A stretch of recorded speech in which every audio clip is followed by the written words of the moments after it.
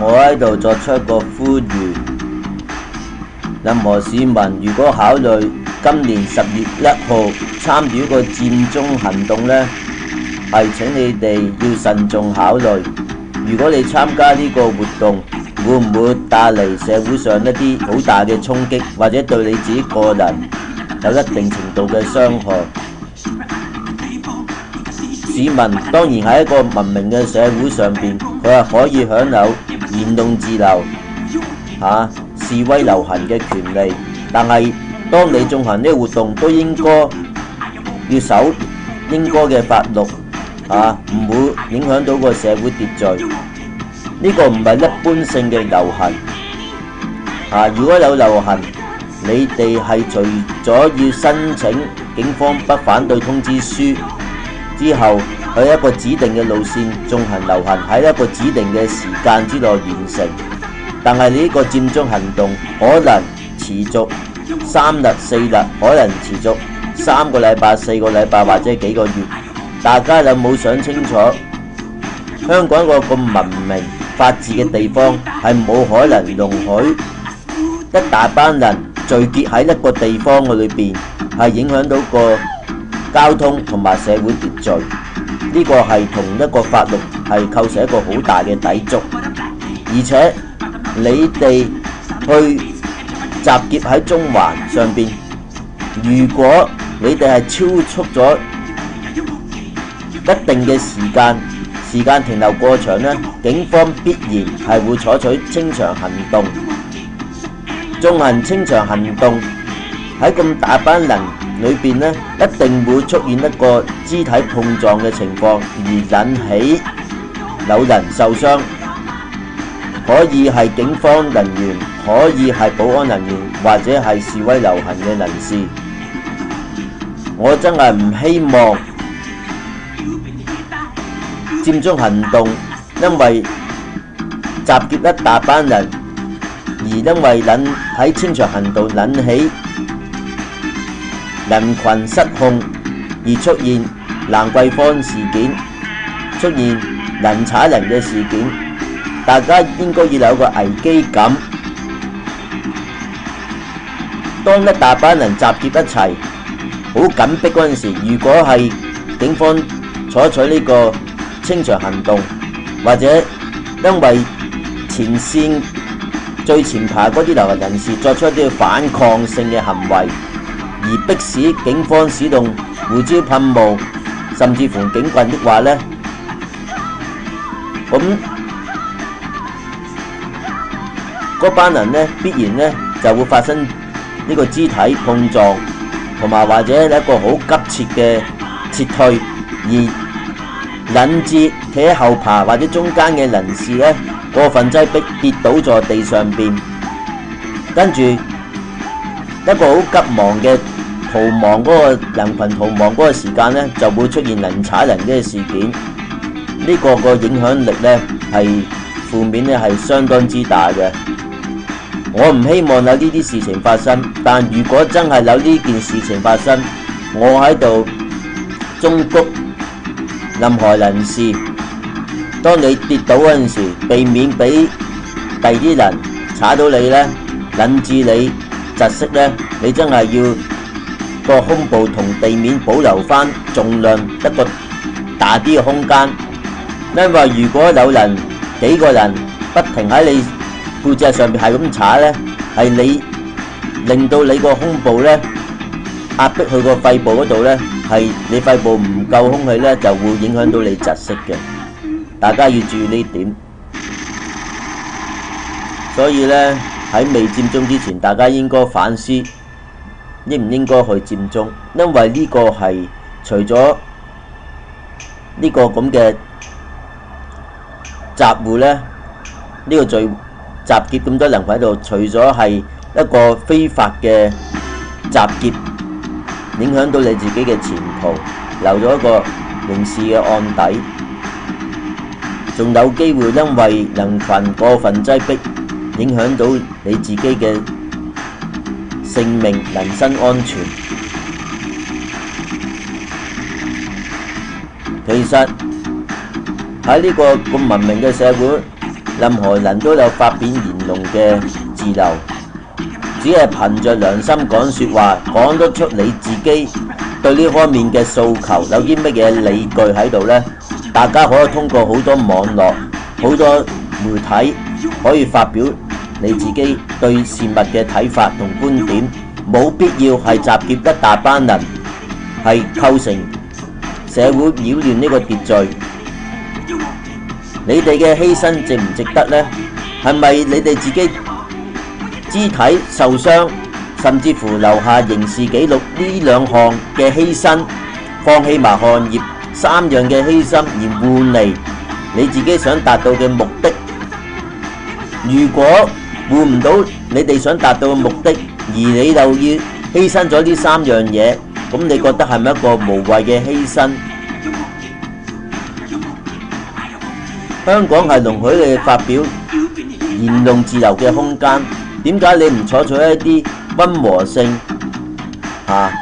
或者對呢個社會唔會構成一個影響到佢嘅秩序嘅途徑，而要集結一大班人喺一個地方長時間一個地方裏邊停留喺度，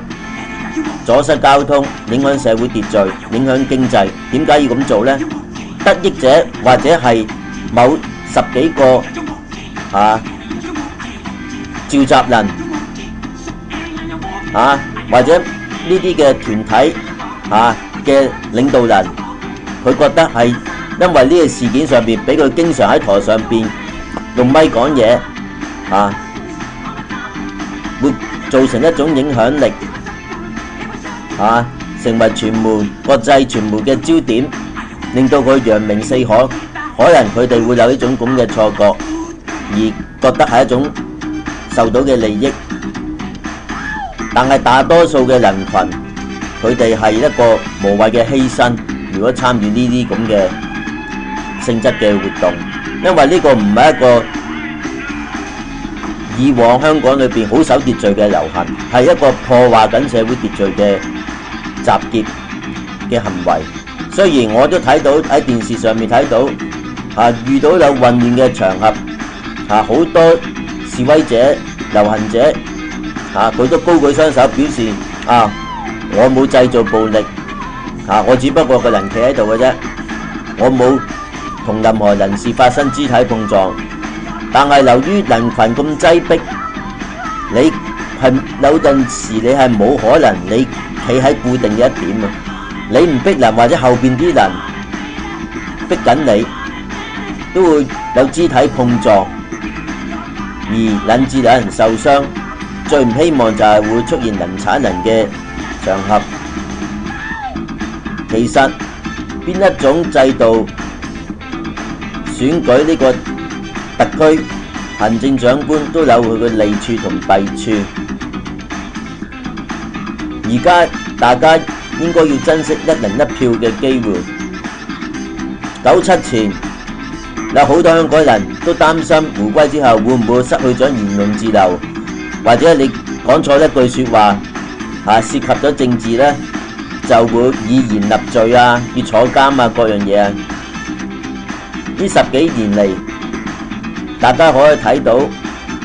幾多聽眾打電話入電台發表唔同嘅意見或者喺網絡上面寫好多唔同嘅說法嘅觀點，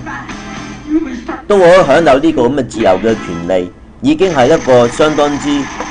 真係自由嘅社會但係大家仲要求呢個公民提名。公民提名，你係咪肯定你心目之中嘅候選人真係可以切切實實幫香港人服務，做到你心目之中嘅理念呢？其實人類爭取公義呢個說法係相當合理，但係大家回想一下，現實個世界真係好多時存在一種情況，恃強凌弱，唔係鋤強扶弱，係鋤弱扶強。大家希望公民提名，大多數人選出一個佢自己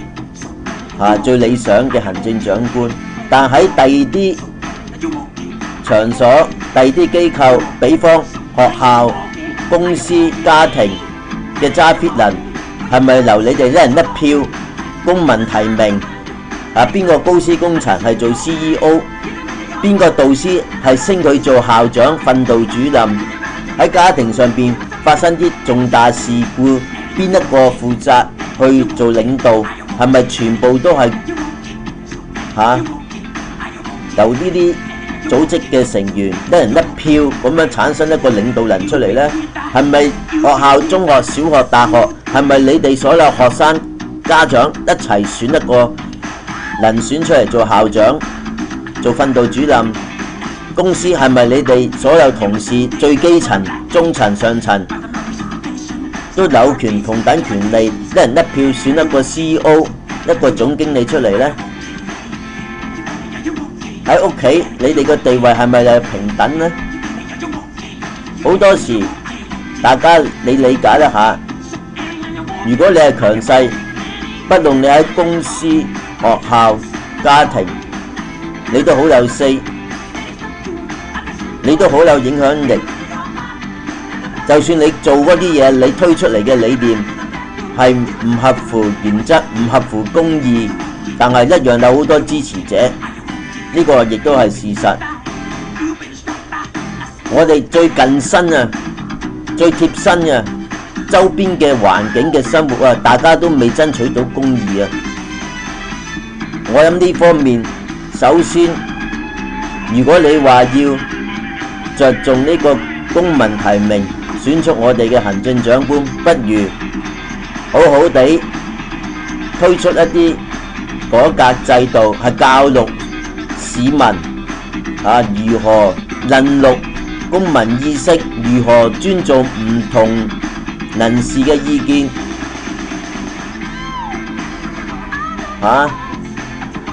如何去否定呢個恃強凌弱呢啲個概念，呢個社會現象。而家不斷睇到社會上邊係扶強鋤弱，無論正當面或者背面，只要嗰個人係強者，佢講任何嘢都有好多支持者。係咪做到是其是非其非？我哋而家香港市民一個文明社會，我覺得首要嘅任務，如果你哋講公義，大家就應該反思，無論喺任何團體，大家都係應該講嗰啲嘢要有充分嘅理據，係是其是，做到是其是非其非，唔好標籤人，唔好歧視人，唔好戴有色眼鏡去睇低任何人。每個人嘅發言都要細心聆聽，去分析佢嘅觀念、佢嘅觀點合唔合理，放低呢個私利嘅觀念。而家香港人好普遍，一般性係做緊一啲損人利己嘅事情。10000人之中，有幾多人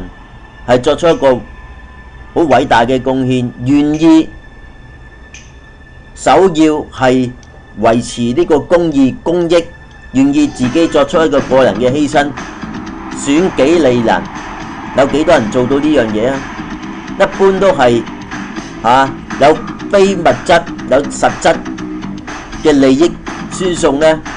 自己得益嘅就為之正確，為之合理。好多時都會有呢啲情況發生，